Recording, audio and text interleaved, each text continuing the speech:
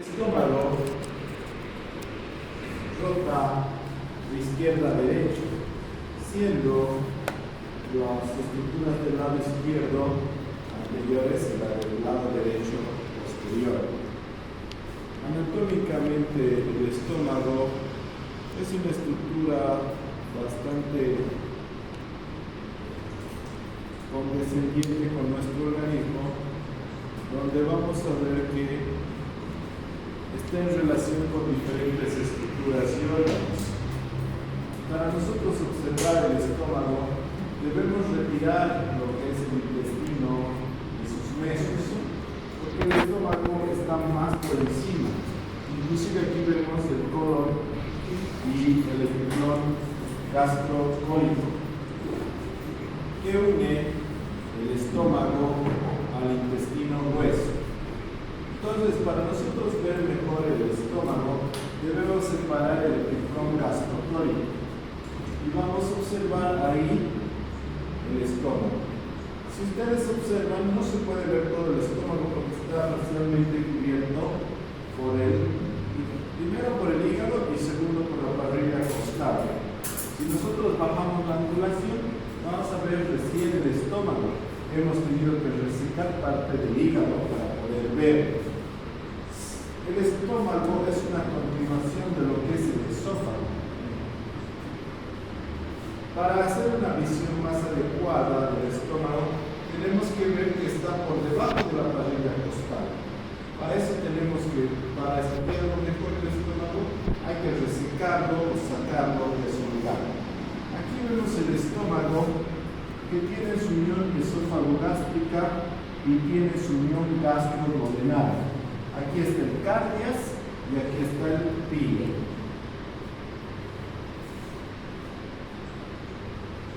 Después del píloro tenemos un ensanchamiento transversal que es el antro.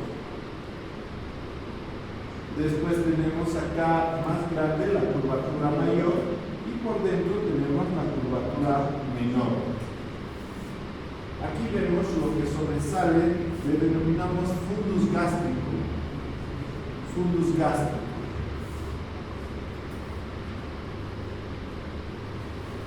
En la parte del cuerpo y del fundus gástrico, si ustedes ven, la mucosa es bastante lisa, mientras a nivel del antro y el píloro ya hay varios pliegues mucosos. Entonces hay varios pliegues mucosos a la salida. Estos se localizan en el antro y el píloro.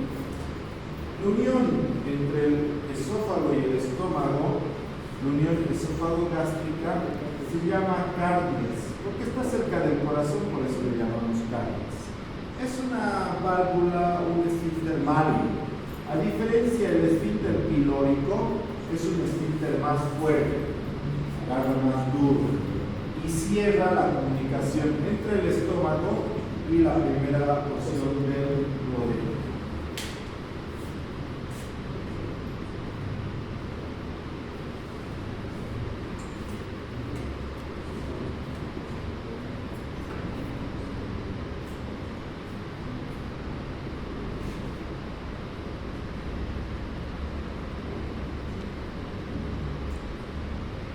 En el estómago, dentro de la mucosa, vamos a tener algunas células especializadas. Las células principales que secretan pepsinógeno, caliciformes, el moco, epiteliales que secretan líquido extracelular y células como las células G que producen gastrina, las células delta, somatostatina y los mastocitos productores de histamina. El ácido clorhídrico del estómago es bastante agresivo para la mucosa, la puede quemar. Las formas de protegerse del estómago es principalmente a través de su irrigación. Tiene 5 irrigaciones, es decir, 5 arterias llegan al estómago. La gástrica izquierda, la gástrica derecha, la gastroepiploica izquierda, gastroepiploica izquierda y los vasos rectos. Como ven, el estómago está súper bien irrigado y por eso es que es extremadamente protegido. Con los mismos nombres pero en dirección vienen las venas. Todas las venas del estómago van a desembocar directamente en la vena porta. Normalmente había varias patologías que nosotros operábamos. Una de ellas eran las úlceras pépticas. La enfermedad por úlcera péptica se caracteriza por una ulceración a nivel de la mucosa localizada en esófago, estómago, duodeno e inclusive en el divertículo de medio. Las úlceras pépticas pueden estar en cualquiera de estas 4 localizaciones. Las úlceras pueden ser agudas o pueden ser crónicas. La epidemiología, el 10% de las úlceras aparecen en fundus, el 26% en el ano, el 90% en el bulbo duodenal y el 10% en la segunda porción del duodeno. Entonces, con mayor frecuencia tenemos úlceras duodenales y úlceras gástricas. La etiología de las úlceras gástricas, 80% Helicobacter pylori. La etiología de la úlcera duodenal, casi el 95% por Helicobacter pylori. AINES, 25% de úlceras gástricas y apenas el 5% de las úlceras duodenales. Para que aparezca una úlcera, tiene que haber un desequilibrio entre los factores agresivos y los factores protectores. Tiene que haber un desequilibrio. Esto se presenta por enfermedades o simplemente por la edad. Las úlceras duodenales aparecen por hipersecreción ácida. El 95% hemos visto de estas son por Helicobacter pylori. Hay aumento del pepsinógeno tipo 1, hay un vaciamiento gástrico rápido o secundario a un estrés. Las úlceras gástricas pueden ser dañadas por la misma acidez estomacal y disminución de los factores protectores. Pero en algunas ocasiones las úlceras aparecen porque el reflujo de bilis, en vez de ir hacia el duodeno, la bilis, retrocede y va al estómago y lo daña. Hay algunas úlceras que se ocasionan por el estrés. La más conocida es la úlcera gangliosa, por quemaduras grandes, la úlcera de Cushing, gastritis hemorrágica, gastritis erosiva aguda, úlcera péptica aguda, úlceras del asma, erosiones agudas, aparecen por estrés. Es decir, el factor de estrés es un factor importante para la aparición de las úlceras. Pero este factor de estrés normalmente es muy pequeño, no es tan grave. ¿Qué características clínicas tienen las úlceras duodenales? Las úlceras duodenales, hay presencia de dolor, urente, quemazón en la región del epigastrio, pero se caracterizan porque se alivian con los alimentos. Y segundo, aparecen 3 horas después de ir a dormir. Además, estos pacientes con úlceras duodenales pueden presentar saciedad precoz. Antes era muy difícil diagnosticar las úlceras. Actualmente ya no tenemos este problema. Lo que hacemos es una endoscopía digestiva alta, que consiste en meter un endoscopio a través de la boca que se dirige hasta la segunda porción del duodeno. Entonces, actualmente es muy sencillo el diagnosticar patología gastroduodenal. Entonces, visualmente metemos el endoscopio y vemos las características vívidamente de la mucosa. Obviamente, si hay algún sangrado, alguna secreción, se puede ver, se transilumina. Si ustedes ven, ha cambiado de fondo de color.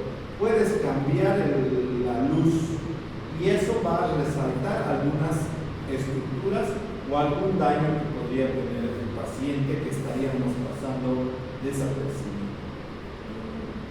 Entonces, el diagnóstico de úlceras es por endoscopía digestiva alta. No solamente puedes ver la úlcera, sino que puedes tomar un pedazo de la úlcera y mandarlo a histopatología para ver si existe alguna sospecha de cáncer. Entonces, como ven, es visual. Es importante, ya que es más del 70% en gástrica y 90%, hacer un diagnóstico de presencia de Helicobacter pylori. El Helicobacter pylori normalmente hacemos diferentes estudios. Puede ser por serología, exhalación de urea, histología, prueba rápida de Eurasia, cultivo. Depende de cuándo y para qué utilizar. Por ejemplo, una prueba serológica no nos confirma la erradicación, porque lo único que dice la prueba serológica es que presentas anticuerpos contra el Helicobacter pylori, pero no sabemos si estás ahorita con el Helicobacter pylori o ya te has curado. Entonces, depende de esa decisión. Hay diagnósticos diferenciales. Obviamente, hay varios diagnósticos diferenciales: gastritis, reflujo gastroesofágico, tuberculosis, sífilis. Pero la más importante cosa de diagnóstico diferencial es el cáncer, el carcinoma. Es decir, toda persona con úlcera mayor de los 50 años o cerca de los 50 años se debe pensar que puede tratarse de una neoplasia.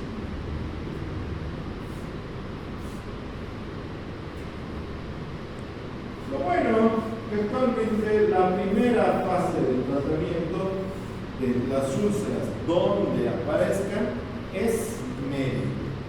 El tratamiento médico se utiliza antiácidos como magnesio, aluminio, calcio, antagonistas H2 como ranitidina, simetilina, famotidina. Se utiliza inhibidores de la bomba de protones como serofenrazol, ramiprasol, lansoprazol, anticolinérgicos, antimicrobianos, sucaralfato y misoprostol. Es decir, tenemos todos esos grupos de medicamentos para curar a nuestro paciente, para tratar a nuestro paciente. Existen diferentes esquemas de 2, de 3 y de 4 tratamientos. El de 2 siempre falla, no sirve. El que utilizamos actualmente es el 3, omeprazol, claritromicina y metronidazol. Si nos falla ese tratamiento, podemos añadir bismuto y hacer un cuadro.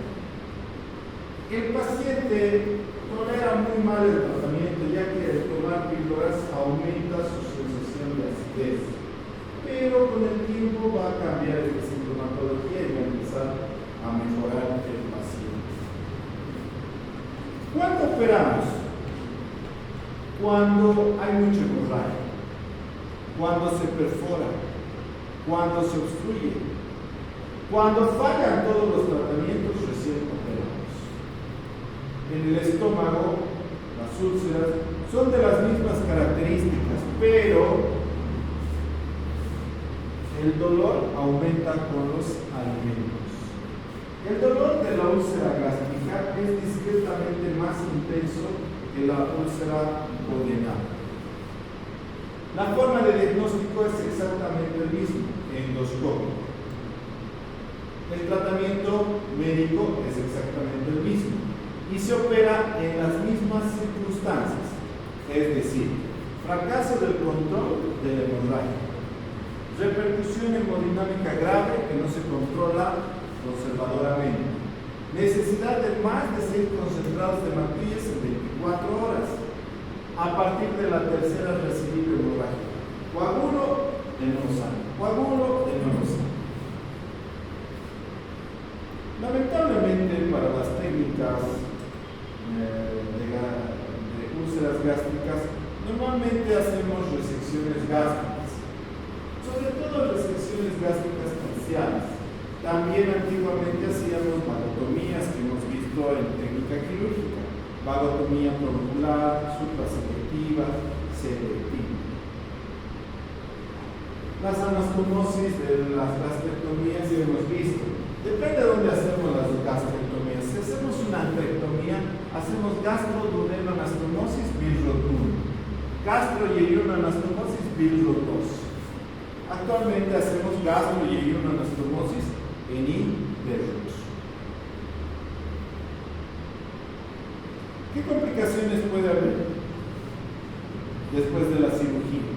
Puede haber complicaciones tempranas, como ser hemorragia, infección, y complicaciones tardías, como vaciamiento rápido, diarreas, síndrome de asa aferente, síndrome de asa eferente y gastritis por reflujo alcalino. ¿Hasta aquí alguna duda?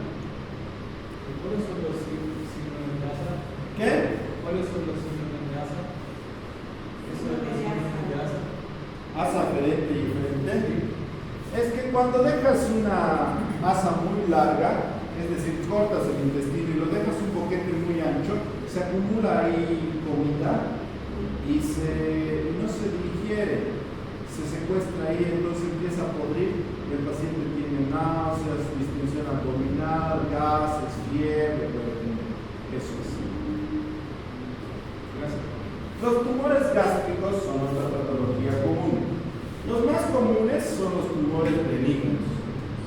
El 7% de todas las patologías de estómago corresponden a tumores benignos. De estos, el 40% son pólipos y el 40% son tumores de músculo liso.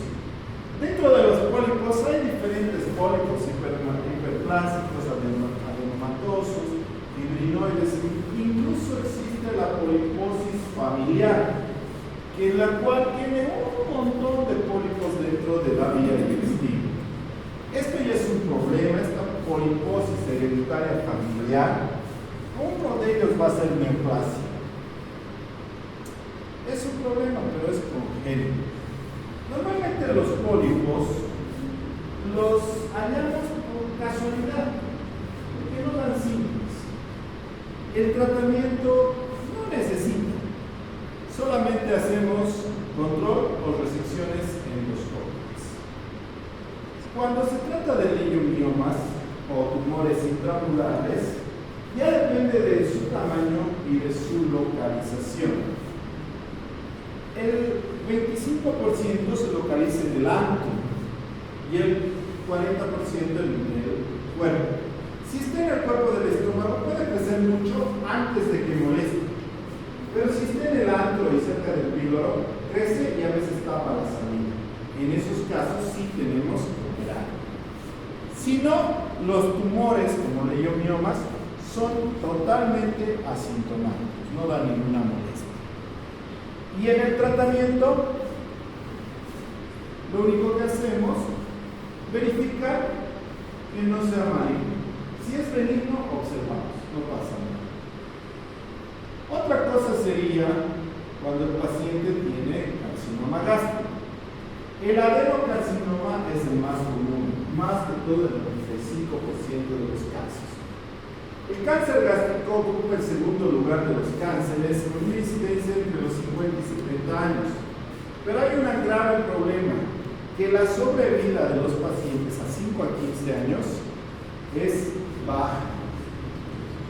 5 a 15% de las personas. No se sabe cuál es la etiología del cáncer gástrico. La más común es predisposición genética familiar o si no, algunos factores predisponentes, como modificaciones en la dieta rica en nitritos, sal, condimentos, poca vitamina A y C, abundante cantidad de proteínas y grasas, alimentos ahumados y purados. grados. Y se ha visto una relación bastante importante del cáncer con la presencia del Helicobacter pylori. Se dice que aumenta entre 3 y 6 veces más la posibilidad de cáncer la presencia del Helicobacter pylori. Hay otros factores asociados, el tipo sanguíneo, el fenotipo, la exposición a radiaciones, incluso la presencia de la poliposis hereditaria familiar. Pero verdaderamente no hay una causa. Lo que sí se ha visto es que en las sociedades industrializadas hay aumento de cáncer, y todo es por la dieta. Mientras mayor cantidad de alimentos enlatados consumas, mayor probabilidad de cáncer de estómago tienes. El cáncer de estómago solamente debemos reconocer si es cáncer gástrico temprano o si es cáncer gástrico avanzado. El cáncer gástrico temprano es aquel cáncer que solamente ocupa la mucosa y la submucosa. Y el cáncer gástrico avanzado es aquel que va más allá de la submucosa, ya pasando a la muscular, la serosa y los otros órganos.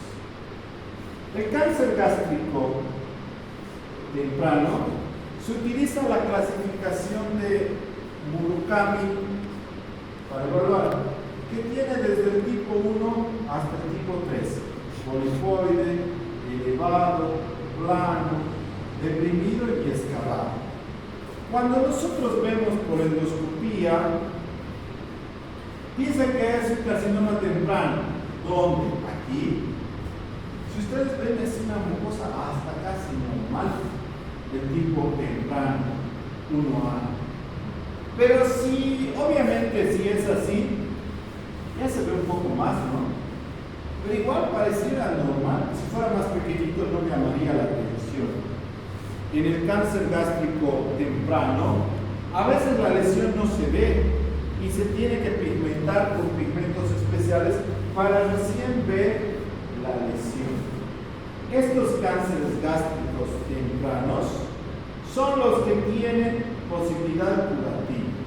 A diferencia, los cánceres gástricos avanzados, se utiliza la clasificación de Borman y la clasificación de TNM para los estadiaques, para saber su posibilidad curativa. El cáncer gástrico temprano solamente lo hallas por casualidad, porque no tiene síntomas, una dispepsia, una molestia y nada más. Incluso el 80% de los cánceres gástricos tempranos no tienen ningún síntoma.